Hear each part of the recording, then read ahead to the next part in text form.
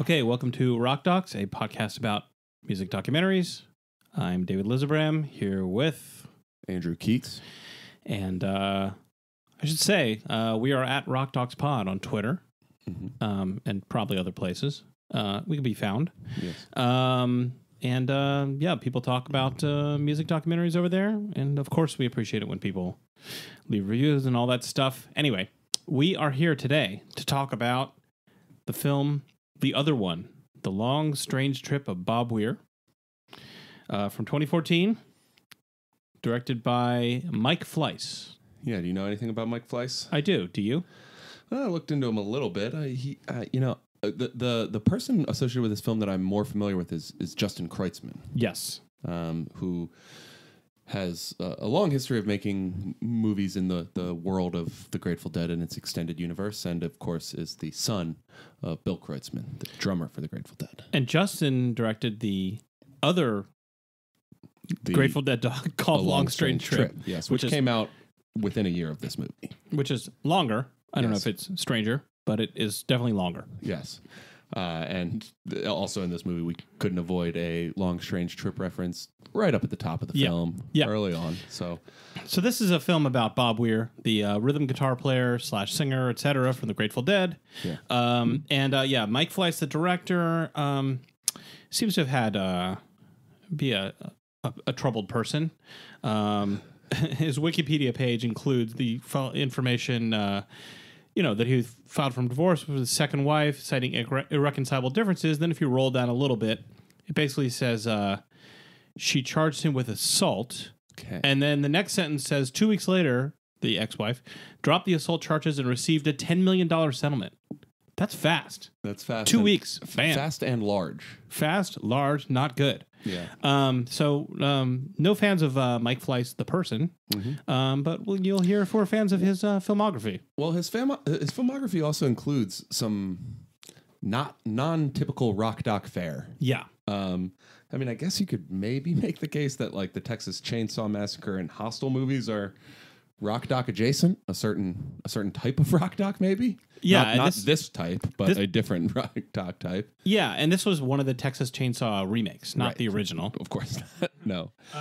But then he's also involved in like High School Reunion and The Bachelor, so it's all over the place. It's certainly not the typical. I mean, the standard CV of a rock doc director that we've talked about is like somebody that did some made-for-TV music documentaries. Maybe some music videos. Some like independently produced documentaries that never got wide distribution, and then graduated to the type of fare that we talk about here. Right. This is like basically just a whole other career that he found his way into this. The guy's had a lot going on. He also did, prior to this, though, in 2011, directed a documentary called God Bless Ozzy Osbourne. Okay. Which ties into our recent Randy Rhoads story, so that's nice. Yes. He's I don't know, man. He's the guy obviously seems like kind of a POS, so we can probably drop the conversation about him and move on to the film if you don't mind. I don't mind.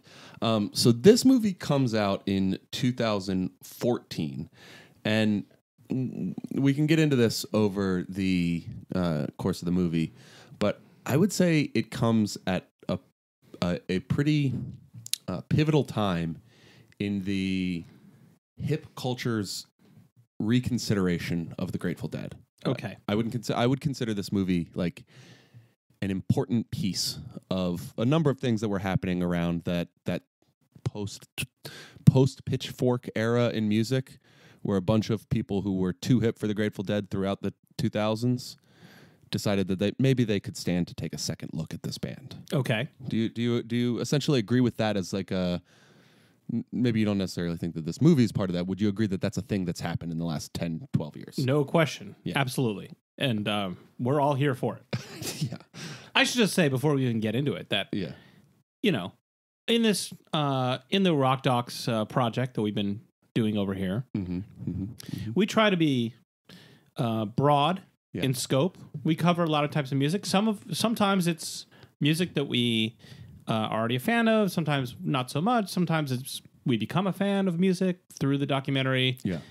But this time we just decided to give ourselves a real layup. Absolute layup. This is a week off. This is you come in for English class. You're a Lord of the Rings nerd, and you find out that your assignment for the semester is to reread the trilogy. It's like, all right, great. We all get A's, and I can flex my muscle here. I mean, this is even more like, the teacher's sick and they're wheeling in the TV with the VCR. Yeah. I'm like, all right. Yeah, no pop quiz today. We're hanging out, just chilling. Right. So, I mean, how many times would you guess you've seen this movie? I haven't seen it a ton of times. I've seen it, a handful of times. Yeah.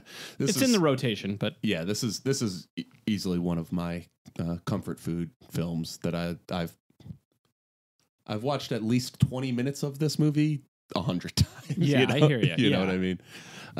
So, and that's it. I don't love it necessarily. I don't think it's a great documentary per se, but it's about Bob Weir and the Grateful Dead. It's got good footage. It's got interviews with people I care about. It's like the easiest thing for me to watch. Yeah. Yeah, the music is very good. I will say that about it. The music, you texted me, I did not know this at the time. Neil Casal, a fantastic Grateful Dead influenced guitarist, did the music for this movie. The late Neil Casal, he died last year, I believe. Maybe it was even earlier this year. But he did the music for this movie. Yeah, and the music's good. And all right, let's get into this. Okay. All right, so this is a documentary that's like pretty straightforward in terms of like the linear narrative. Yes. This is your typical, like, I was born, then this happened, that happened, the other thing. The twist about this that's kind of interesting is that, it's about a member of one of the most famous bands of all time, not the most famous member of the band. And not about the band. Not about the band really at all. Yeah, I kind of find myself, especially on this whatever time I'm seeing it now, I find myself waiting for the arc of the movie to follow the arc of the band over the course of their decades of existence. And it absolutely does not do that. I mean, there are portions of it where the story of Bob Weir's life coincides with the arc of the band. But for the most part, the shape of this movie is not the shape of the Grateful Dead. Yeah, which I kind of like. I do like that. I think it's a good choice. Right, because, you could just make a movie about the Grateful Dead if that's what you want to do, and many have. Yeah, and I said the Long Straight Strip came out in within a year of this. That's not right. This movie came out in 2014, and A Long Strange Trip, the 5-part Grateful Dead epic, came out in 2017. Right. So, yeah, timing-wise, you got the Grateful Dead. They had their Fare Thee Well reunion shows. About a year after this movie 2015. came out. 2015. Right. Yeah. You were at one of those shows, right? I did. I went to the Santa Clara show, which was added after the original announcement. They announced the Chicago weekend shows, and then amid massive demand, they saw a benevolent opportunity to make even more money and added 2 more shows in Santa Clara, which I was fantastically appreciative of, and I got to go see. And then that ended, and three members of the band saw the opportunity to continue to make even more money. I'll never forget. Speaking of Bob Weir, a great Bob. So the Fare Thee Well live stream, you could buy like a pay-per-view live stream of it. Sure. And they had much like Woodstock '99. Exactly like that. But they had like media members who are known Deadheads acting as like the sort of Ananda Lewis types of the of the live stream.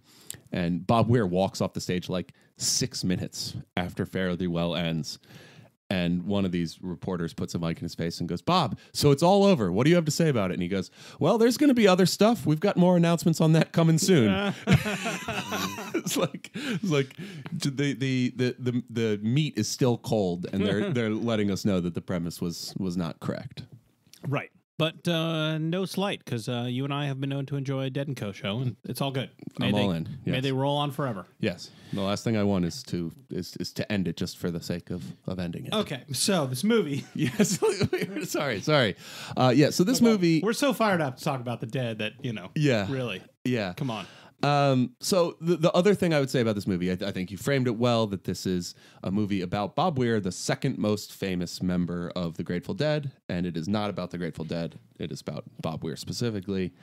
The last thing I would say is that it's like very concerned with cementing the legacy of Bob Weir. Yes. I would say. Yeah.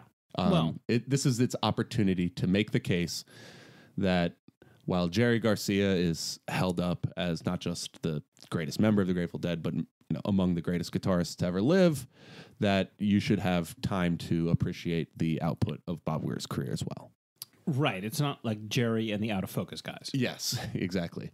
And so the other one is the name of one of Bob Weir, the first song Bob Weir wrote, and one of his best songs that they played throughout their run. And it was also after Jerry Garcia died. The Grateful Dead first iteration post Jerry called themselves The Other Ones. Yeah. And now this movie is called The Other One. So it's very tongue in cheek about their role as the out of focus guys, right? So this starts off with Bob, elder statesman in his elder statesman graybeard era, very literally, walking us through his guitar collection, some Grammys, and his lifetime achievement Grammy. Yeah, yes. He has a Jerry Garcia bobblehead, which is so endearing. It's like, I mean, he's like an aging deadhead who now sells insurance. Yeah, he says like, "Here's my Jerry bobblehead." Like, it's like he's showing off tickets to his shows. Like, no, you played the show. Like, yeah, this one had 300,000 people in it. Anastasio has something to say about it. He's got teams of engineers, but we're bros, so right. And so like that, I sort of. Maybe this is more cynical than it needs to be, but I think that like, here are all my guitars. I've had these for years. Jerry gave me this banjo. This is a hollow body that I try not to travel with. Is like setting him up as a real man with music in his bones. Yes. Oh yeah. Him being like a musician's musician. Yes. Is a big theme of this movie. Yes. And I love it. Yeah. All right. Then we get the like stock 5 to 7 minutes of his childhood with a few charming childhood photos. Yeah. He was adopted at birth. A little bit about him, and he was thrown out of every school he was put into, including like a preschool, which he calls a play school, which I did not know of that term. I don't know, but he was thrown out of it because he was at the top of a playground and dropped a hammer on a kid's head just to see what would happen. Turns out he has dyslexia, which I guess maybe didn't account for the preschool stuff, but some of his academic issues, because he's certainly a bright guy, well-read, etc. Right. And he has, as he says, like not necessarily like some natural affinity for the guitar. He just loved playing it, and out of sheer stick-to-itiveness managed to get kind of good. He just played all the time. As a high school freshman, he met John Perry Barlow. Yeah. This is one of those things where it's like, my high school friends are cool. Shout out to my high school friends who are listening to this podcast. But none of you all went on to like invent the internet and be like a great songwriter and all these other things. I mean, you're cool in your own way. but John Perry Barlow did he like genuinely played a real role in the early internet. Yeah, and as well as being Bob's co-writer on many classic Grateful Dead songs. And throughout the tenure, John Perry Barlow was like a touring member of the band as a lyricist, as their second lyricist. Yeah, they had two lyricists who were not members of the band. Yeah. Those people were both good. So it turns out. Yes. All right. So we don't get a lot of John Perry Barlow. It's like, I got to say, there's a lot of Bob in this movie. Yeah. And then there's other people. I mean, Trixie Garcia shows up from time to time, John Perry, but you don't get a lot of consistent talking heads. Yeah, it's true. We can get over it, get into each different person, but I think they do a pretty interesting job of who they bring in to talk. Yes.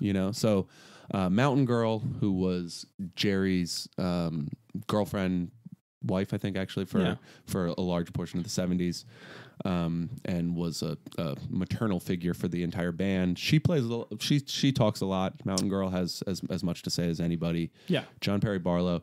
But then, the musicians that they bring in, they bring in Jerry Harrison from the Talking Heads, Lee Ronaldo from Sonic Youth, some guys from the National, Sammy Hagar. Yeah. Like they're like picking like different eras, and it's, it would be easy to be like, well, here's what the Disco Biscuits and Humphreys McGee and Moe all say about the Grateful Dead, right? Like, that's not what this movie wants to do. They want to show the breadth of influence that the Grateful Dead have had. No, the like whole jam band world is not addressed at all. No, they're not. Yeah. I mean, we don't have to reiterate his whole life story. He met Jerry when Bob was 16 at like a music store. He took a lot of LSD. He was into the Beatles. Kind of the usual stuff. But basically, what happens is, as a high schooler, he runs off with the Merry Pranksters, Ken Kesey, Neil Cassidy, and basically kind of joins this, what becomes the proto Grateful Dead, the Warlocks, just this whole kind of scene in the Bay Area in the mid 60s, the like early psychedelic Haight-Ashbury scene, like before that really even was a thing. Totally. He just kind of said, "This is the life I want to lead." And he's a teenager during those years. And everybody there is older than him. Everybody in the Grateful Dead, all these other, like he's the youngest. He's like the kid brother. Yes. And this movie doesn't go out of its way to emphasize this, but it's worth saying that like the Grateful Dead were famous in San Francisco at that time. Yeah. And you could be mistaken for thinking that they were famous at that time, but they weren't. I mean, their stature at that time has been elevated by their association with the acid tests and by what happened to them later. But at that time, they were like beginning to make records that no one bought. When they toured or played concerts, it was just in California, basically. It was down in L.A., Tahoe, San Diego. They were not a national band at that point. They were just the band in the burgeoning San Francisco psychedelic scene. Right. All of which to say there was like, many years of his, basically his whole teenage years he's spending with this group of weirdos and artists and poets and, all these interesting people, including the people who become the Grateful Dead. Yeah. And there's no real sense that fame and fortune is around the corner. No. It's not like they're really trying to make it really necessarily. It's just like really seems like he followed his muse. His parents were not thrilled about this. In fact, he relates a story, or Phil Lesh, the Grateful Dead bass player, relates a story that one day Bob Weir's mom came to Jerry's house and made them all swear that Bob went to school every day. Like he's living with these guys. They're in, what became the Grateful Dead. They're playing. They're doing all this stuff. And it's like you gotta promise that you're watching my kid. Yes, totally. And it's funny in retrospect because like they're living in this picturesque classic San Francisco home, a Victorian mansion in the Haight-Ashbury. That at the time it's like a symbol of how much they have retreated from proper society, right? To have this band house. Yeah. And now it's like it would be like opulent to live in those conditions. Like, oh, just you and your friends get a mansion together and you play some shows every here and there, and that's like how you pay the rent. I mean, look, any house like this in San Francisco in that area is going to be many millions of dollars now.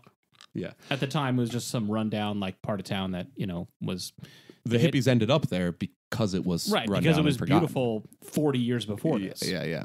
But so one thing that this movie has going for it, and that any history of the Grateful Dead has going for it, is that no need to embellish anything. This is just a genuinely great history. Yeah, like that. You don't need to put any mustard on the ball here. That it really is a fascinating history and an important history in American part of American history, I would say. Yeah, and every character is colorful and interesting and creative and has something to say. And that comes across in the some of the archival footage they have from like I believe I've heard that some of there's like a documentary that was being done on them at the time, interviewing them at the time. I think it was like a BBC thing that was looking at it, and my understanding is it never actually came out. But some of that footage is in Long Strange Trip, and it's in this as well. And you can see young Bobby talking and making a not so eloquent case about why their counterculture was a good thing. But whatever, he's a 17-year-old. It's fine. Right. It's a perfectly fine, idealistic 17-year-old thing to say. It's just not the most sophisticated thing you've ever heard in your life. Yeah. So it is pretty charming, though, because he, in the contemporary footage, then he so this is 2014, whatever, whenever they filmed it, he goes back with his wife and teenage kids to the Grateful Dead house in the Haight, and you know, it's just kind of charming as he walks them through the house, and it's like, oh yeah, I lived here. I roomed with Neil Cassidy. I think this was Jerry's room. I'm not really too clear on the geography. You know, yeah. It's been a long time. Yeah, and it's so funny because like millions of deadheads watching this will know for sure. Like, yes. Oh no. Okay. So between March and November of 1965, Jerry lived in this room, but then his tape player broke, so then he moved to the other. You know, there'll be some story like that. You know, deadheads will be, you know, who are even more hardcore than you or me will be like obsessing over. But for Bob, it's one of the many things in his, let's say, long strange trip that he just kind of vaguely, you know, looks back fondly on. So we're talking about Bobby Weir, of course, but one of my favorite stories about this house is that Jerry would be up all night working on tunes, and Robert Hunter would be in the room beneath him listening to the melodies that Jerry was working out. And just hearing the beginning embryonic phases of those songs, he would begin to write lyrics for them as Jerry worked them out totally separately. And when Jerry would come downstairs to say, hey, here's what I was writing all night, Hunter would be able to say, yeah, I already wrote the lyrics for it. Here you go. Yeah. It's just like total vibrations going through the walls. Magical stuff, you know? Yeah, it's incredible. So here's my first potentially critical take on this movie. Okay. So at this point here, he talks about Neil Cassidy. And so Neil Cassidy was very good friends with Jack Kerouac. He's one of the main characters of On the Road. Dean Moriarty. A writer on his own. Have you read any Neil Cassidy? I've never read anything that he wrote. I've read many of the Beat books that include him. Okay. But so, by all accounts, Bob Weir was as close to him as anybody else in the band. Yeah, somehow Neil Cassidy basically adopts him, yes. And Bob Weir continues to this day to like be enamored of Neil Cassidy. And he's telling his children about Neil Cassidy in mystical tones. He explains that he was so in tune with himself and the world around him that it was like he could speak to it without speaking. He could drive through rush hour traffic in San Francisco at 50 miles per hour without ever stopping at a stoplight or stop sign and never hit anyone. And he could have a conversation with an entire table full of people where every sentence that he uttered had a completely different meaning with 5 different people simultaneously, with each of them thinking they were totally locked in with him. And, right. His teenage daughters do not understand what he is saying at all. Yes. They are like teenage kids. Just absolutely zoned out like, okay, what are you talking about? Who just don't really care what their much older father has to say about some guy that died 30 years before they were born. Right. And so this leads to him explaining that he makes his first foray into songwriting at this time to write the song The Other One, and which is in many ways about Neil Cassidy. And Neil Cassidy dies almost exactly as Bob is playing the song live for the first time, I believe. I think it's as he was writing the song. The night that he was writing the song, it turned out that Cassidy passed away that night in Mexico. Which in a case that I think many people speculate was suicide, but is not necessarily clear. He may have been under the influence. He was hit by a train, right? And so that's all preamble to get to my criticism here, which is I think the movie shies too much away from being critical of Bob Weir or saying something that won't hold him in especially high regard. And by doing so, it avoids just telling a more complicated and therefore interesting story about Bob Weir. So, like, one other thing that happened at this point is Bob Weir got kicked out of the Grateful Dead for a period. So did Pigpen. And my understanding at the time was, of my understanding now of that is he was kicked out because he wasn't practicing enough and they didn't think he was good enough to be in the band anymore. And that was a short-lived thing. But that's like a pretty critical thing to have happened to not make it into a story about Bob Weir.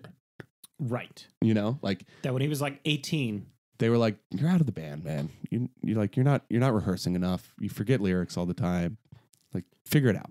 I think this is something that's like repeated over and over again throughout the movie. Is like, they don't really ever delve into the like sort of complicated relationship that Bob Weir has with some aspects of the Grateful Dead community that, like, he, for lack of a better word, is just like always not Jerry.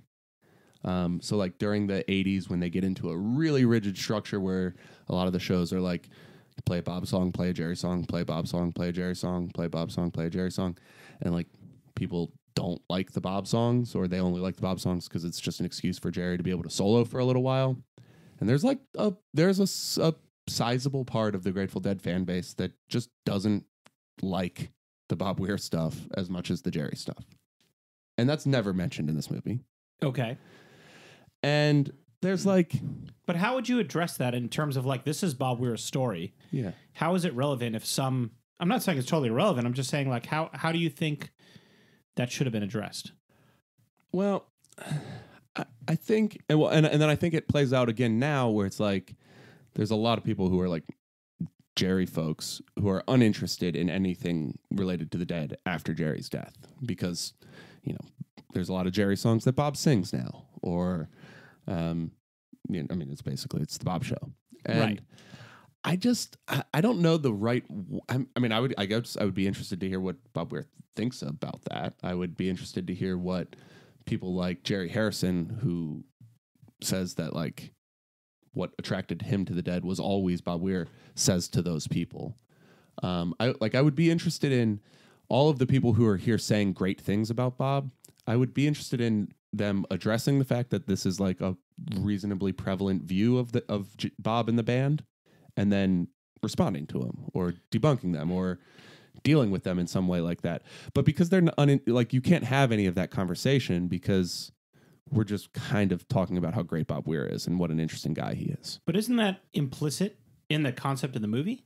That he's the other one? Yeah, no, I mean, the concept of the movie is basically like, here's the case for Bob, right? Mm-hmm. That only needs to happen because there is...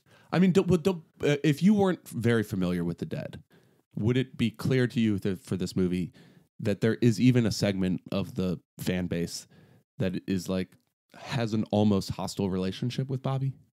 No, that was not addressed in the movie. I agree with you. Yeah, and I mean, I think it's more like the case that the movie responds to is just like, hey, he's also great. But it kind of makes you think like, well, is there anyone saying otherwise? But this isn't like an academic article where it's like many, of researchers say X, citation. Yeah. However, we believe Y. Yeah. Like, I mean, that's not right. I mean, like, I don't know. Yeah. It's a thing, but there's plenty. Look, the movie doesn't discuss in any way, shape, or form. Yeah. You would watch this movie and not know that 3 people who played piano for the Grateful Dead died. Yeah. Like that Bob lived with, people that he had spent years and years with on the road, was, close collaborators with. Yeah. Their relationships are not mentioned. Yeah. Their names are not meant to... Of those 3 people... Pigpen is the only name mentioned. Of those 3 people, only one is mentioned. And mostly in... Very briefly. And in not so complimentary terms. Yeah. It's just not relevant. It's not germane. Yeah. And it's just not... Yeah. It's just... So that's... a thing that's interesting, and like it's an 80-minute movie. Yeah, so it is a short movie. So it covers a lot of ground. So like I would like to know Bob's opinion about Brent and Vince and Pigpen, and I would like to know a lot of things that are not discussed in the movie. Yeah. So if the argument is like there should be more of this movie to discuss many other things, I would watch that version too. Sure. I mean, well, here's another way that isn't so critical of Bob. When he talks about the other one, when he talks about the writing of the other one, he mostly goes through the lyrics and what it meant to him and how it sort of instilled confidence in him as a songwriter and established him as a songwriter, all of which is true, and I love that song. Sure. But like The Long Strange Trip, something that is said in that movie that does not make it into here is that what a important song that was in the Grateful Dead discovering the way that the Grateful Dead improvise. Sure. That the time signatures in that song are very atypical, and they taught the band that how they can come into and out of different things and create completely different music at any time. I think it's Billy says in that movie. The other one was what taught us we could do anything we wanted. There were no rules. Any music could come out of any other music. And then we learned that through the other one. So it's like as important a vehicle of a song as like any they ever had, maybe. Right. And I think like that would, that's a complimentary discussion. But we could have that one too in this movie, I think.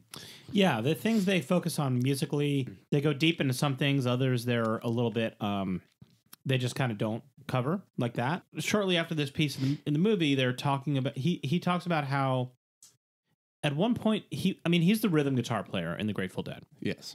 That had a certain role, and it does still have a certain role, like kind of in rock music, where you're sort of playing fairly simple chords and rhythms, and you're just kind of backing up and filling out the sound. Yeah. And that's fun. That doesn't mean that it's, whatever. Keith Richards is a rhythm guitar player. Malcolm Young. There's plenty of great rhythm guitar players. Yeah. But, you're there for the soloists primarily to do their thing, right? Mm-hmm. When, during the solos. And he said he felt hemmed in by that. He started listening to jazz piano players like Bill Evans and specifically McCoy Tyner, and how McCoy Tyner would play underneath John Coltrane. And he decided to kind of copy that a little bit to expand his musical vocabulary to support Jerry. Like, he frames this all as in, this is to support Jerry, to give Jerry more harmonic color to play with, like more things to play with in the paint box or whatever. I don't know. I understand because I've listened to a lot of Bob Weir. Yeah. I'm into him as a rhythm guitar player and what he's doing.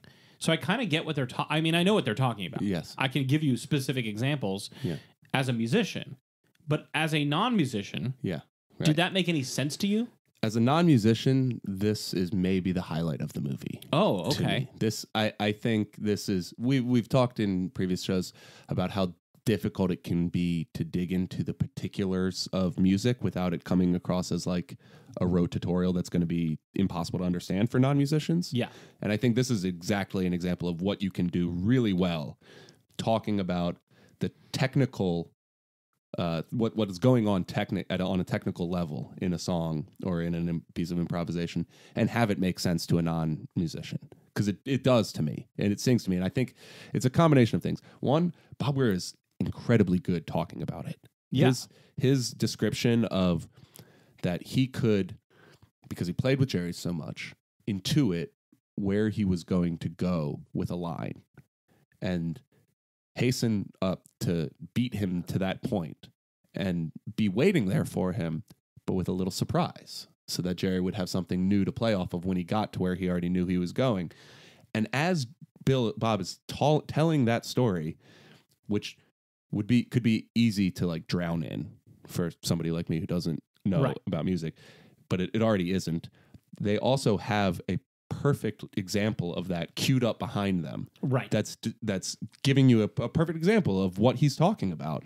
So if you're lost at any point, you can just listen to what they're actually showing you, and then they just let it go for a little while, which is sort of always a problem talking about improvisational music or jam bands. Is do you tell somebody a couple minutes of explanation and then say, okay, now sit here for 25 minutes with your eyes closed and listen to this entire Dark Star jam, and then like we'll talk afterwards?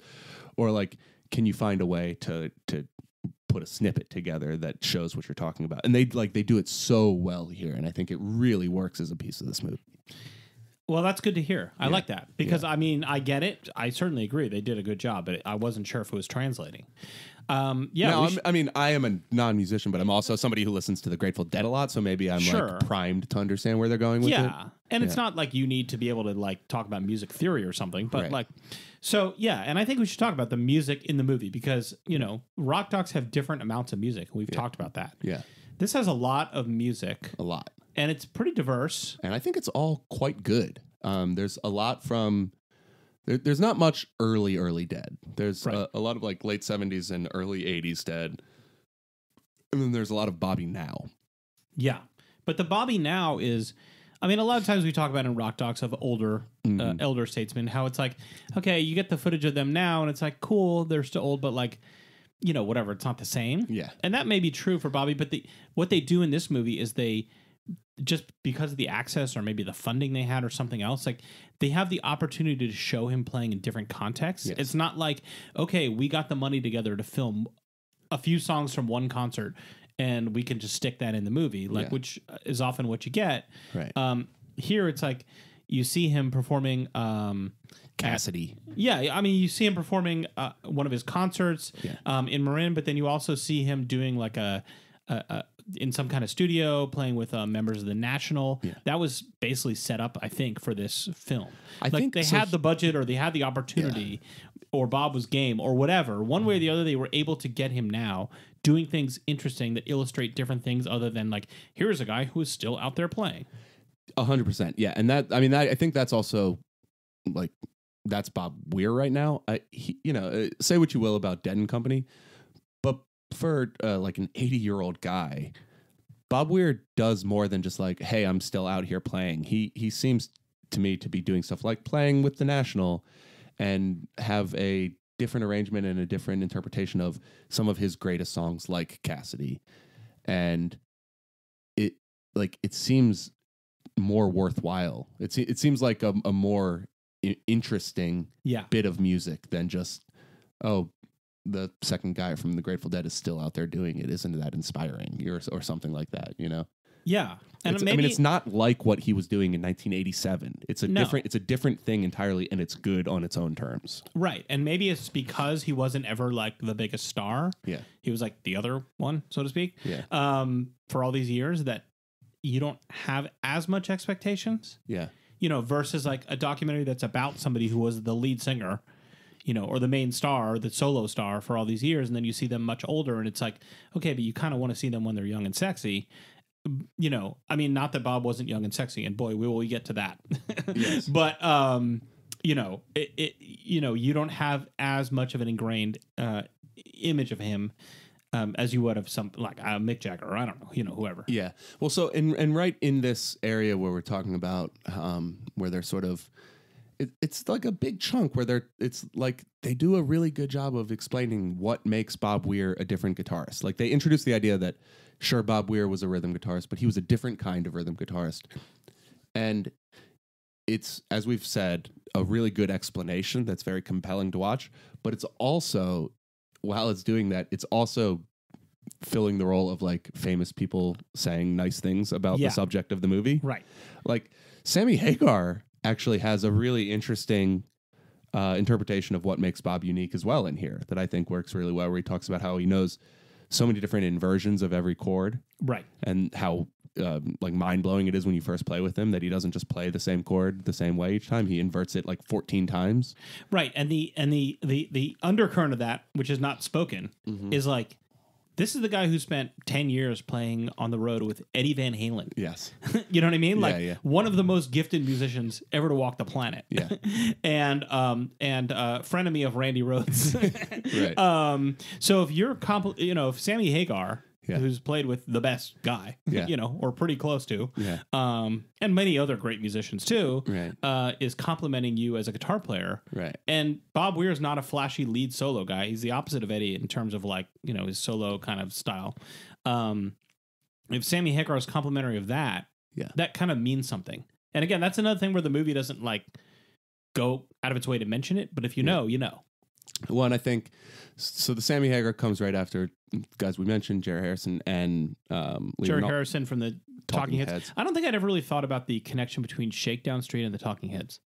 I think they were playing Shakedown, or it was going into Shakedown or something right when Jerry Harrison shows up in the movie. The Grateful Dead song Shakedown Street.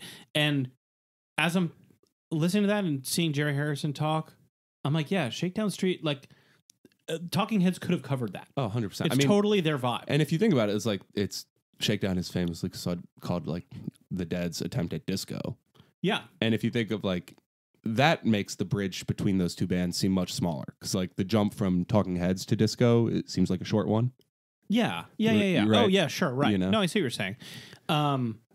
Yeah, I mean, if you're, someone who's familiar with just the hits or whatever, likes the Talking Heads, and you're not familiar with Shakedown Street by the Dead, cue that one up right now and Maybe you'll catch the vibe, or maybe you'll think I'm an idiot. Yes. Either way, enjoy it. And so then Lee Ronaldo talks here about From Sonic Youth. And like that's one where I know Lee Ronaldo had said publicly said things about how interested in the Grateful Dead he was, like in the 90s. Yeah, and that was a time where like, you know, like I think Kurt Cobain has said some very dismissive things about the Grateful Dead. Sure.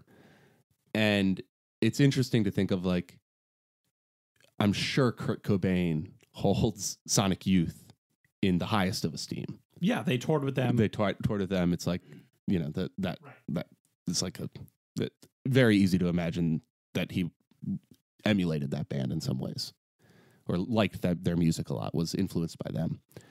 And in the 90s, like it just wasn't gonna be something that was happening, that like an indie artist or an alternative artist or somebody from the 80s would be expected to also like the Grateful Dead. I don't think. Right. And Lee Ronaldo, he was saying stuff a lot. And so I think the movie is making a point of bringing out these unexpected talking heads, for lack of a better term. Yeah, you're right. To come in and say like, look, we like them too. We recognize their greatness too. To like all of our fans who may not necessarily think of themselves as being fans of a band who loved the Grateful Dead. Right. And you don't see a lot of overlap between Sammy Hagar and Lee Ronaldo, you know, from Sonic Youth, basically saying the same. They're basically saying the same thing. Right. Like you probably don't get those two guys talking the same language too often. Right. You know, they seem like diametrically opposed in terms of just their attitude towards music and lifestyle and whatever. You know, maybe they're bros. I don't know. Maybe like Sonic Youth was all hanging out, you know, down at Cabo Wabo. Right. But it just seems like not. Yeah, maybe that would have been cool. That would be a scene. Yeah. Show me that rock dog. Yeah. And so like in that vein, maybe 2 years before this movie came out, that compilation of Dead covers that was by a lot of like, you know, Brooklyn approved indie artists. Sure. The Day of the Dead. Yeah. Fabulous. It's very good. Unbelievable. The National. Courtney Barnett. War on Drugs. Early War on Drugs. War on Drugs, yeah. That to me, that record is like the start of the reappreciation of the Grateful Dead. Right. The Grateful Dead, you know, Renaissance tour. Yeah. That's a great dial that up, people. The Day of the Dead, it's like a lot of songs, but it's like not necessarily like people just covering the Grateful Dead's greatest hits. No. Like there's a lot of deep cuts that they get into. And a lot of like not straightforward covers. Yeah, it gets weird. They clearly like understand the essence of the song to therefore make it theirs. Yeah. You know, without it just being And Bob plays with the National. He does one song with the National. I don't remember which one on there. Yeah. All right. So I think it's now time to steer into the ditch. Okay, let me just say that also though. That, like, I think it might be Cassidy that is with the National on that album. Maybe. Okay. And I just want to say one of the truly great Grateful Dead songs that I don't think always makes the great Grateful Dead songs list. I just want to, as long as I've got a microphone in my face, I'm going to say that Cassidy is a fantastic song. I love it, man. All right. Okay, let's talk about some controversial topics. Yeah. So, hold on. Okay. People, I'm worried. I'm worried about what's going to happen when we get into this. 45 minutes into this. But one thing I also want to say is like, how uninterested this movie is in like the arc of the Grateful Dead, which I think does like at times leave some meat on the bone about being able to explain how integral Bob was in the arc of the Grateful Dead. So, for instance, like this movie does not mention that it was Bob Weir's solo album in, I think, 71. Ace. That includes like 8 songs that would become absolute standby parts of the Grateful Dead rotation for the next 30 years. Sure. You're one more Saturday nights. Playing in the band. Sure. Yeah. And like, these were like down the middle like hits as far as the Grateful Dead were concerned that were not ever on a Grateful Dead album. They were on Bob Weir's solo album. Now, granted, the entire band was the backing band on the Bob Weir solo album. It was basically a Grateful Dead album, but like you could mention in that movie in here that he had a solo album that's like maybe as good as any Grateful Dead album besides like American Beauty. overall, like the experience of being an artist in the recording studio is not relevant to this movie. Like it's not under consideration. No. There's no discussion of any of the studio work, basically by the Dead or anybody else, or Bob individually. It's just his life, being in the band, touring, all that stuff. Like the only time they get into like what the plot of the story of the Grateful Dead is like in '87 around like Touch of Grey, right when it starts to weigh on Jerry. The crowds are getting huge, and they're like famous out of nowhere, unexplained, thing. But like none of the stuff that happens in the '70s really features in this movie at all. Right. I mean, the later stuff is about his friendship with Jerry. Yes. Like, they become so famous, Jerry can't walk down the street. He gets into heroin. He gets out of heroin. Bob, Jerry takes Bob scuba diving. He basically says, okay, I've signed you up for scuba lessons because he wanted to go with his old buddy, Bob Weir, who he'd been friends with for 30 years, scuba diving, and they had great times. There's great footage of them maybe in the late 80s, early 90s, scuba diving and just like, it's really heartwarming and the affection he has for that. And then, I mean, he talks about Jerry getting on and off heroin. It's really interesting how he talks about how in the later years, he calls himself Jerry's bagman. Yeah. Like he literally carries, when the Grateful Dead is the biggest touring act in the world. Yeah. Early 90s, they're playing every stadium. Yeah. Making countless zillions of dollars. And Bob's job in terms of the relationship was to carry the heroin for Jerry because I guess nobody was going to bug Bob. And also because Jerry knew that Bob would be trusted to only give Jerry the amount that Jerry told him when Jerry was sober. Yeah. That Jerry should take. Yes. And Bob's so he's clearly conflicted about it. He's clearly conflicted about it. Yes. He's not like totally chill about it, but also it's just like this was his friend and he didn't want to be judgmental about it the way he wanted to live his life. And he also knew that like telling Jerry like, no, you shouldn't be doing drugs was not going to work. Right. It was not going to make a difference. So he may as well just play his role to be as supportive in the way that he can. Right. Yeah. And you can read other histories. The band did have, interventions with Jerry, but it became clear that he was an adult and there was such an ethos in the band of not being a cop that their hands were tied in what they could do. And Phil Lesh has had some more critical things to say about Jerry, in like feeling personally betrayed that Jerry didn't love the band and love them enough to quit heroin. That other people have been critical of Phil for saying that. But so like the conflicted feelings that the band has for their inability to help Jerry, I think has been a part of that story ever since, obviously. Right. Okay. All right. We got to do it. All right. Now.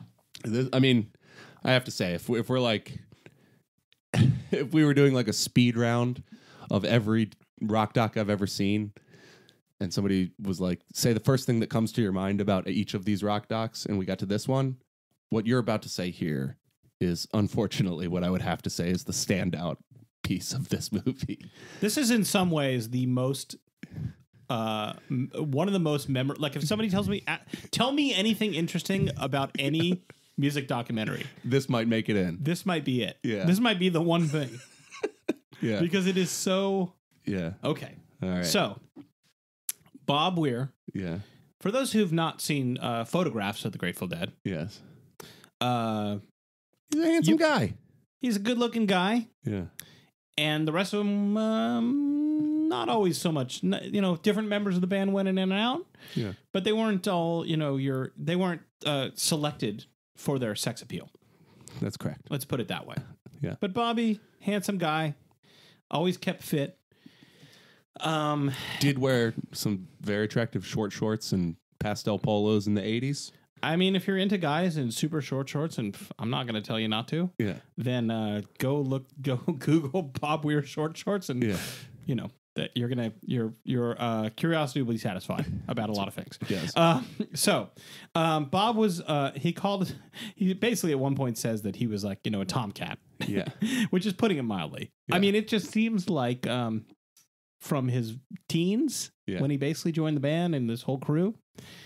for quite a long time, it was just a parade of girls. And Yes. and I think it's Trixie who says that, Trixie Garcia, Jerry's daughter, who says, or maybe it's Mountain Girl. No, it's Mountain Girl, Jerry's wife. Who says, like, all the rest of the band had girlfriends, and Bob didn't have a girlfriend. He just had girls coming and going. Yes. What Trixie says is that the band put up with Bob's shit because they needed a handsome guy to bring the girls around. Yeah.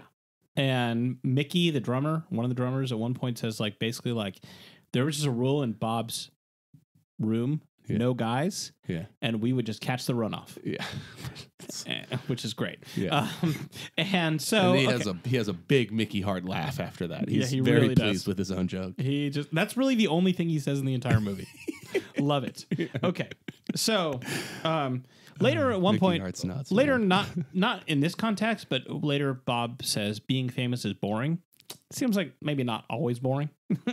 Yeah. But okay. I think he means it in the 80s where they got so famous that it was like understand. confining. But still, yes, okay. yes. So I think that's actually an interesting point he makes. I don't know if that's like a cliche. Maybe that's something you hear in like LA all the time, but I've never lived in LA. I think that's like an interesting take on fame, that fame is boring. yeah. Not that it's like transforms you or that it's revealing or anything like that. It's like it's boring. Yeah, I don't know that it's a cliche, but I also don't know that it's not something I've heard before. Yeah. Okay. Fair enough. All right. So we've established the fact that Bob enjoyed the company of women. Yeah. Now, and this is how they get into this part. yeah. Like they introduce. It's important that you know that the guy was just getting laid all the time, every day, all day long, Yes. from the 60s through the 70s and on and on and on and on and on, and it just didn't stop. Yeah. Okay. Now, my God, we're doing it. Yeah. Okay. So, this young woman, Natasha, shows up. Yeah. She's in 10th grade. Yeah. She goes backstage. I guess her friend got her backstage or something. Runs to the security and says, "We're here to see Bob Weir." Next thing they know, Bob Weir is strutting out to security guard to see what the ruckus is, and he sees two beautiful young girls. And Right. brings them backstage. Now we cut to contemporary old Bob, Yes. who says, now, she was 15 at the time, so hands off. Yeah. But, he makes a face like, yeah, but they were a lot of fun. Yeah. So we became friends. Okay. Now, even taken at face value, she was 15, so I couldn't hook up with her, but she was a lot of fun, so we were friends. Now he's probably 40. Yeah. Okay. Even taken at face value, problematic relationship. Yeah, that alone is not okay. Like, I think my friends would think something strange was up if I explained why a 15-year-old girl was coming around, and I was like, we would never hook up. She's just a lot of fun. Yeah. And people would think that was strange of me. Yeah, it doesn't occur to me as a 40-something-year-old man to be befriending 15-year-olds. Like, no matter how fun they are. And in fact, what do you mean by that? I have questions. yeah, it's just not. Yeah. So like basketball? Were you playing basketball? Like skee ball? What could be so fun? So the film makes it out as though. So then she kind of like becomes a friend of Bob. She goes on tour. She goes on tour with the band. Yeah. It specifically says that. She says that she would sleep in the parlor. Which, first of all, where is there a parlor? They're like, okay, they're like the carnival.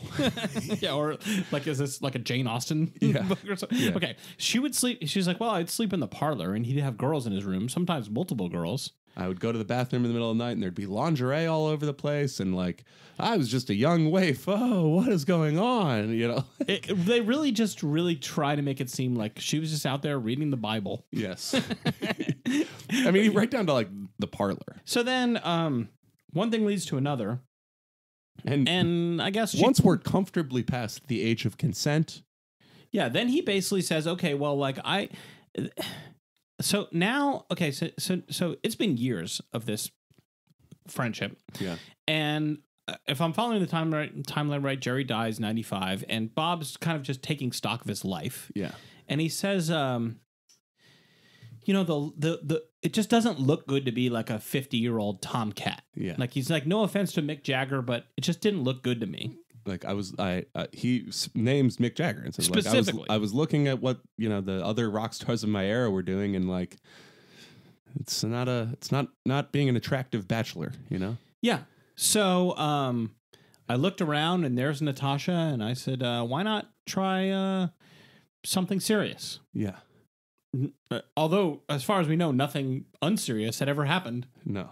In their 10, certainly not whatever. when she was 15. Yeah. Not in no way, shape, or form. Yeah. And then, however, So the upshot of all this is that they got married, they have kids, they're married to this day. yes, As far as everybody knows, they have a wonderful relationship. yeah, not just this movie, by all accounts, they seem to have a truly loving relationship. They've got a beautiful family, and he is an attentive father, and it seems to have all worked out really well. And I just don't have any direct evidence of this, but I guess I just find, much like Trey Anastasio with Woodstock, Yes. I find the official narrative implausible. It seems as though the movie is taking great pains Yeah. to deal with great delicacy with an issue that could be controversial. Yeah. And they've all gotten on the same page. They got their stories straight. Yeah. You could put them all in separate interrogation rooms and none of them's going to crack. Yes. The timelines are going to line up Right. exactly. And like it's like they launch into it's exactly like two of your friends who've started hooking up, but they don't want to tell the rest of the friend group yet. Yeah. And like they offer up a really pat explanation of like why they're both going home, but like they're not going home together. And you're like, whoa, what? No one said anything about that. What do you? Because like that's how this goes. It's like, so she was on tour in 15, but like I didn't touch her, and I would never have. And then many years after the age of consent came and gone, when then we had a marriage, and that's the only thing there is to that. Moving on back to what happened with Touch of Grey. Look, we're not trying to make light of these types of relationships or criminal sexual activity. We're not trying to like make light of any of that. This is what is happening in the movie. Yes. Right. And it's comical how they are making the effort to bend over backwards to sanitize the story. Yes. You cannot be like, there's no other way to take it except that it is ridiculous on its face. I think that's very obviously the case. And now it becomes easier to like make light of it like this because they've been married for a very long time. Yes. And if things had gone horribly wrong, we would be having a very different conversation about a very different person. Yeah. The director of this movie, we've already established is a piece of shit. We're perfectly happy to say that if somebody is a villain. Speaking of villains within the Weir clan or related to the Weir clan, so Monet Weir, his oldest daughter, is in this. She looks quite young, like a young teenager in this movie. And she's a villain. This is a take. No, she's fine. She's fine. Okay. But she's like internet famous. She's got like a Twitter account with like, I don't know, 50,000 followers or something like that. There is a very, very strange story from the Rolling Stone while she was still underage. From the Rolling Stone? The like the Rolling Stone magazine? Yes. Okay. But it basically is like, there was like a headline somewhere along the line that was like, Bob Weir has a smoking hot daughter. And it's like you'll never believe who is hot. It's like some 20-something writer really got ahead of himself, and an editor did not pull the leash back as hard as they should have when a story pit idea was. On a number of fronts, it's arguably worse than I said. Okay. So it's from Maxim magazine. Oh, okay. All right. Now, okay. The story, yeah. Okay. Well, I kind of think that's worse. I mean, like, no, it's definitely worse. But it's I don't expect. Okay.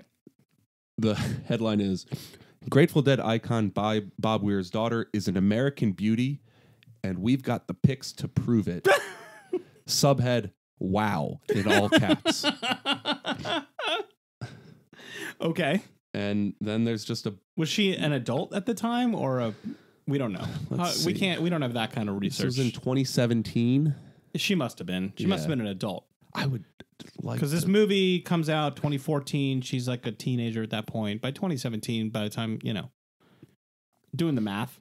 there's like a lot of sharing her like Instagram photos. All right. Well, we're not gonna, So one whole paragraph is just the word "damn" in caps. Maxim magazine is I don't even know Maxim existed in 2017. I did not know that either, but apparently it was doing exactly the same thing it was doing in 1997. 20 years later. Would the 2017 demographic who was reading or whatever Maxim know who Monet Weir was? Or Bob Weir was? Did they know that like a lot of people were watching recently made movie, the other one, The Long Strange Trip of Bob Weir? Yeah. Okay. I mean, she might have been over 18. Yeah, she must have been over 18, but like she was a college student. As a student studying at Chapman University, Monet and her legendary rocker dad have been spotted chilling at campus events. Horrible content. Not good journalism. No. As a journalist, rate that journalism. 4. 0 to 10. 1. Okay, well, okay. The American beauty, the American beauty pun gives them 1. But that was the headline writer. Yeah, that's fair enough. Right. The rest of it's nothing. Okay, so I think we have dispensed with that. I don't know. Do we have anything more to say about that? Come on. No, that's all I have to say. But I'm not trying to like start a federal case on this. But like, it's very ham-fisted. The like nothing to see here explanation that the movie gives it. I don't know how I would have handled it better. It's shorter than I remember it in my mind. I remember this being most of the movie. It looms so large to me. I think I've probably told people like it's 40 minutes where they explain that they never hooked up.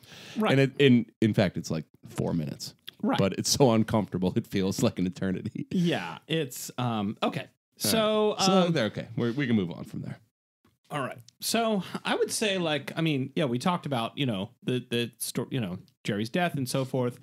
Bob basically says, like, after Jerry died, that he, like, immediately went on to just play with various bands, Rat Dog and others, because, like, he didn't know what to do. It was his way of coping. That's what Jerry would have wanted, which is a little bit of, because, I mean, there certainly was a, like, how dare you continue to play music or even live after Jerry died, about him specifically. Which is crazy because Jerry Garcia was a member of the Grateful Dead. And I don't know if you mentioned this. A lot of members of the Grateful Dead died. Yeah. And like when Brent Midland died, who is like, look at some photos of Brent and Jerry staring at each other with googly eyes during jams in the 80s. Like those guys really loved each other. They played the first concert after Brent's death like 2 months later. Oh, yeah. As the Grateful Dead. Yeah. They just kept on rolling. They just kept on rolling. Pigpen, like, gets sick. They don't, like, go off the road. They're just like, okay, Pig, I guess you can't be on the next tour. Sucks to be you. He just went home and died while they were still playing. Cirrhosis or whatever. Yeah. Keith, like, starts falling apart. They kick him out of the band. He dies shortly thereafter. Like, well, yeah. I mean, that was, Sure. But, like, this was not a sentimental band. In fact, they talk in A Long Strange Trip, like, there was an understanding that these guys were living hard lives and that, like, that was part of the Grateful Dead life that they chose. Roadies were dying. Like, death loomed large over the Grateful Dead throughout their existence. And when he says that, like, Jerry would have wanted him to, like, that is absolutely true. There's no question about that. But also, the only way that, like, that's really, the only way, other than Jerry, the other people who died are not mentioned. Yeah. R.I.P. Except, well, they mentioned that they have like the little sidewalk chalk etchings of the dead members of the band outside of the house. Okay, but the only thing that's kind of addresses that is when he, at one point towards the end, Bob says basically like, he says, I think this is a pretty close to a direct quote. If you're going to make your lot on the road, I hope you have the talent to do it. He's talking about like the Deadheads. Yes, the lot kids. He's got a lot to say about like the fans of the Dead and them following him. He has like he stands at a remove from them. Yes, like he's not like one of these like people who are like my fans are just like me. We're just he's not trying to do that BS. No, none of that. Right. But he is like cautioning people like it's not an easy life. No. It's not all just good times. I mean, he does say if you're selling drugs, I have limited sympathy. Yeah, and then he sees like some footage of somebody getting locked up, or getting arrested at a Dead show, which is a little bit like, well, it's funny when people say that because like, you clearly have bought many drugs in your life. Right. I mean, like, the way I get I guess maybe everybody just handed him drugs, so he never bought it. So it's like being like a, well, I'm a vegetarian, except like at the nice farm to table restaurant. Yeah, like, sure, that's like right. humanely sourced, of course, humanely butchered, locally sourced. Of course, I'll eat it. The way I get drugs is totally moral. It's everybody else's drug intake that's questionable. No, I mean, I think what he's saying there is informed by what happened at the end of the Dead's period, where they were having like a hard time administering concerts. Yeah. Because so many people were coming to the lot. Right. And with no plans of ever going into the show. And eventually we're like rioting, and like local cops were having problems with them. Yeah. And I mean, Phil is always viewed as the guy who was like acted like a cop and like signed a letter telling some of the kids in the lot, we don't want you, basically. Right. But I think that was a real stressor on the latter Grateful Dead years. Yeah. And so I think that's probably informing some of Bob here. But, you know, like I've gone to a lot of shows for bands in this orbit, and his description of like, if somebody wants to make a go of it selling falafel or tie-dye in the lot, and they can make their way from show to show, get into some concerts and squirrel enough to, you know, to survive until we get back on the road. I'm not going to tell them not to do it, but like, it's a hard life, and I think most people don't make it work. Like, that's right, man. Like, it's kind of like dad advice. Yeah, it's in like, a way. and it's like, it's just right. I mean, granted, I'm a dad now, but like, that's what you tell your 5-year-old. yeah. And Callum, I mean, listen. he says like, it's one thing if you're like on summer vacation from college. Oh, yeah. And this is like your version of a summer job, or a semester abroad is like going on tour with a band. But like, if you're really going to make your lot in life this way, I hope you have the ability to do it. And most people don't. I have a hard time finding anything to disagree with in there. Yeah, no, I agree. And clearly he got into fitness and other things very early. Yeah, and there was a part of the story of him getting kicked out of the band was that he was lethargic and lacked energy because he was on some insane diet and like some like weird probiotic, like early macrobiotic, like health food trend. Well, that was going around too. That like they were like, dude, you're too tired to stand. You don't eat. You don't consume any calories. We're gonna need you to eat. You know. Okay. So then I would say the final chapter of this film is about. It goes back to his family, which I think is really quite sweet. I think it is quite sweet, and I think it's really well done. And they tell it. Well, go ahead. So, as we mentioned at the top several hours ago, 1 hour and 60 minutes ago in our discussion of this brisk 80-minute film. Yes. That he was adopted at birth. And he basically says like he had a pretty full life. But this was kind of a hole.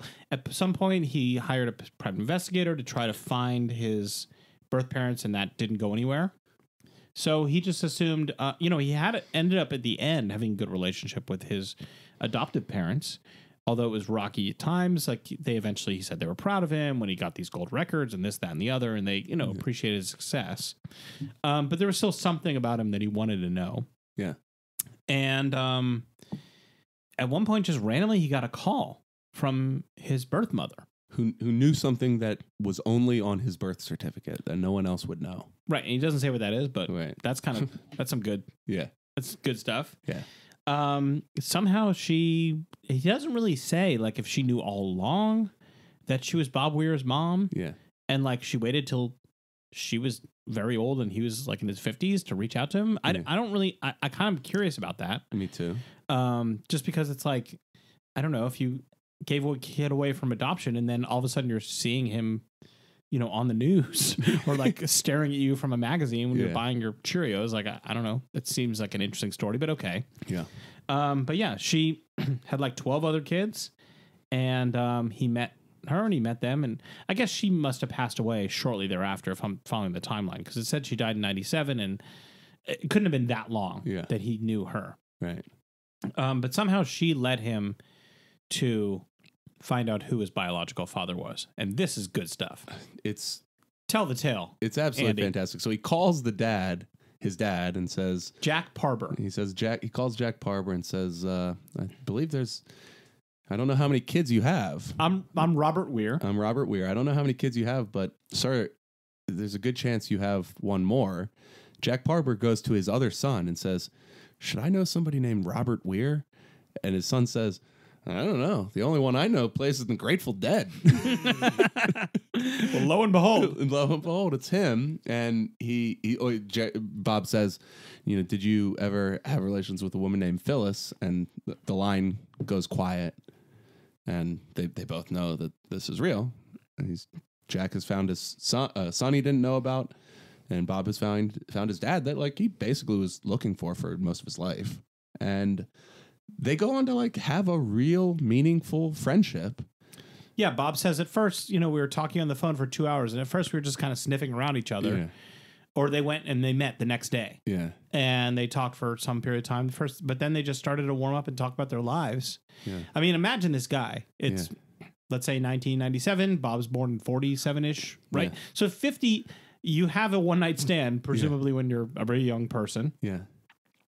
And 50 years later, you get a call. Not only do you have a child you never knew about, but that person is one of the most influential musicians in the history of American music. Yes. He knew so many inversions on the guitar. He plays E, E, E, E. Now, what I want to know is, okay, now, so Bob's like, he meets his father, his birth father. He's like, so are you married? How did you meet your wife? Yeah. Well, she was 15, but I mean, there was totally hands off. Don't even think about it. Didn't even occur to me. Business happened. Okay. She was a lot of fun though. Okay, but and so they go on to explain this rich family relationship that they have. There's photos of Jack and Natasha, and Bob and Jack's family. The outside of Bob. And it seems like they really do have a meaningful relationship. And then the movie ends, and we get, in memoriam, Jack Parber, who died basically during the making of this movie. Yeah. And so, like that, I don't know if I've noticed that and forgotten the past. I certainly noticed it last night, and it tugs at you a little bit. I'm really glad they made this movie. Yeah. That story was told, and we got Jack Parber on the record talking about how much he loves his son before he died. Yeah. I mean, obviously, look, it could have gone a different way. Mm-hmm. And I don't know anything about people who, I'm sure it's as giving up kids for adoption or whatever. As complicated a human relationship as I can imagine is that one. Right. It's just not my own personal life experience in one direction or the other. Yeah. So, I'm sure it could have gone differently, but in this case, it just became a heartwarming story. Yeah. For all intents, for everything we know, both with the mother and with the father, and we don't know if they ever connected the two. Maybe she died before he connected with Jack. They don't talk about it. Yeah. Not really, part of the story, but it's really a heartwarming ending. And I mean, Bob's a spiritual guy. Yes. He's got, he really seems like a guy who is very self-reflective in a Yeah. He's very reflective on his role in the world and his, his life. He's just a lot of musicians, when they speak, they just can't really articulate things very well because they speak through their music or whatever. Bob Weir talking about his life and his music is basically the best part about this movie. It's great. Yeah. He's a really insightful narrator of his own life. Yeah, he's very open and vulnerable. Very. And it doesn't seem like a struggle for him to get there.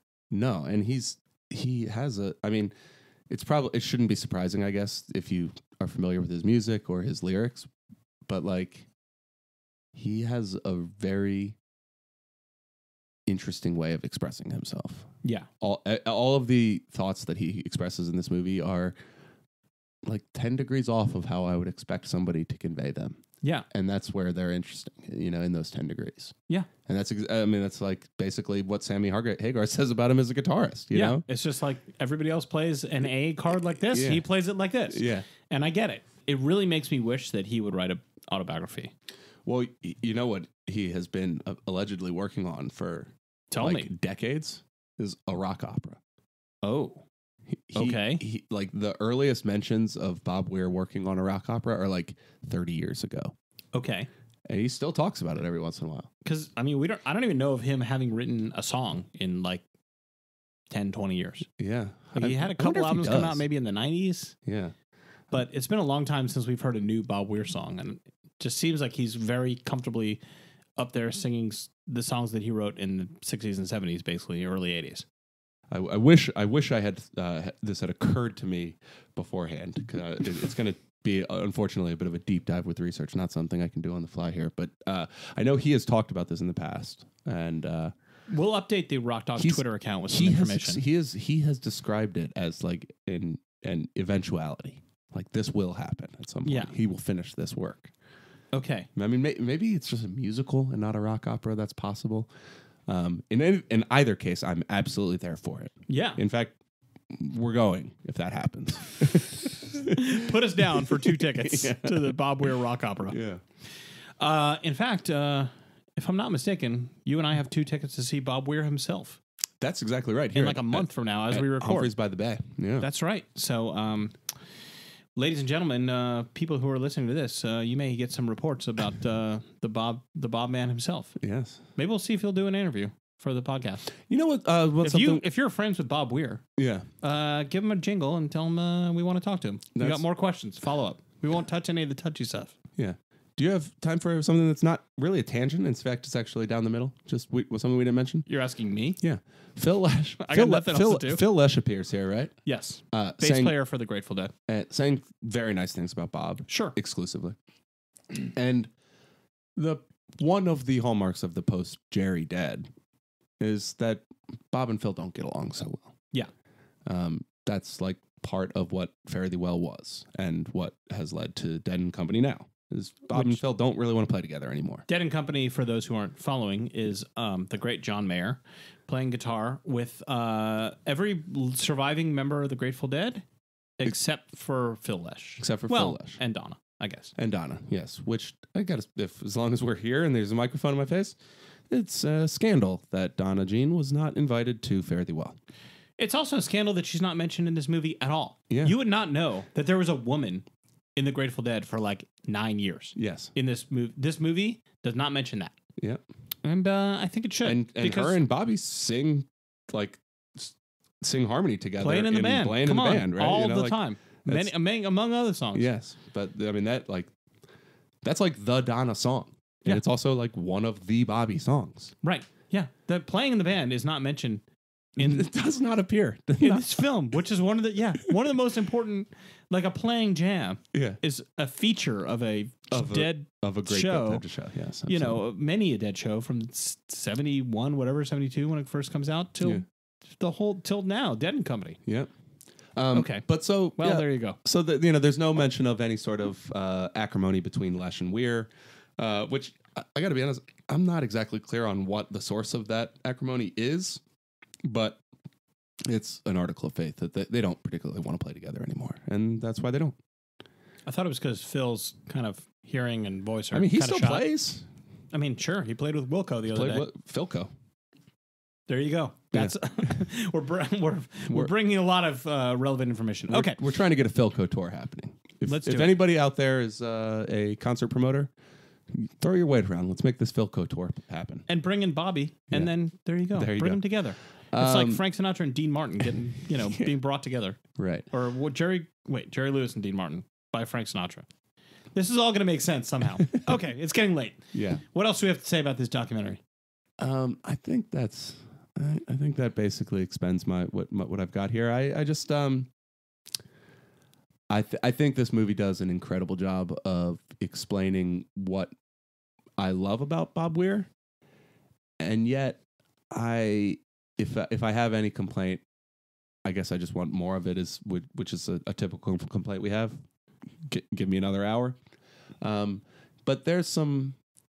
I think there's more to Bob's story that they didn't want to get into here in service of a tidy narrative, and I would rather the untidy narrative that gives me the depth and complexity that I know him to possess.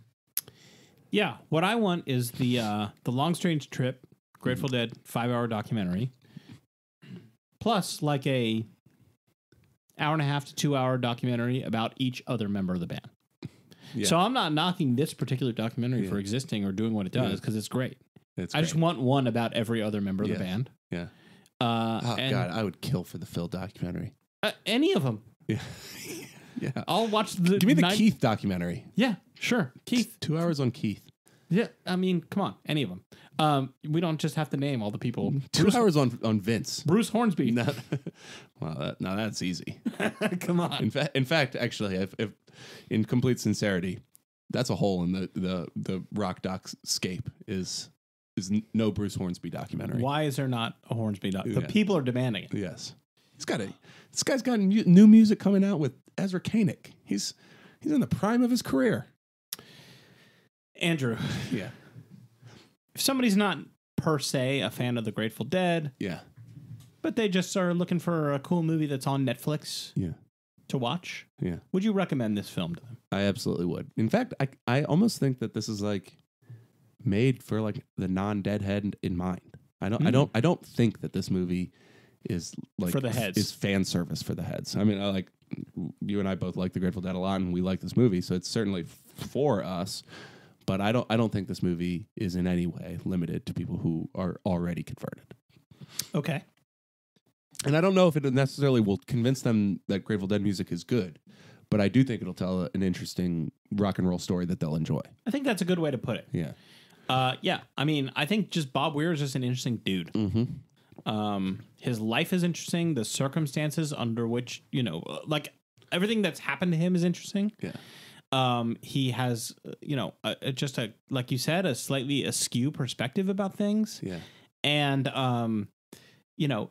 it goes by in a flash, this movie. And so, if you're just looking for something to watch, you could do a lot worse. Yes. I think we both love this movie very much and are glad that it exists. And I'm glad I had another opportunity to watch it, which I will watch it once again because it's so good. Yes, that's right. There you go. That's all we have to say about this. Once again, we're Rock Docs Pod at Rock Docs Pod on Twitter. You have to do the little at. People don't know that there's an at. Yeah, unlike the other handles on Twitter, ours requires the at the front. Yeah, exactly. Yeah, we paid extra for the at. Yeah. They don't just give you that at. Right. You gotta really know somebody. Mm-hmm. It's like a hidden track on a CD from 1993. Yes, except it's at the beginning. You get to the end and then you go forward, but it's at the beginning. That's what it is. Yeah. We are at Rock Docs Pod, and you've got questions, comments, music documentaries you want us to talk about, or you think our opinions are dumb or good or whatever. Let us know about it. And thanks for listening to Rock Docs.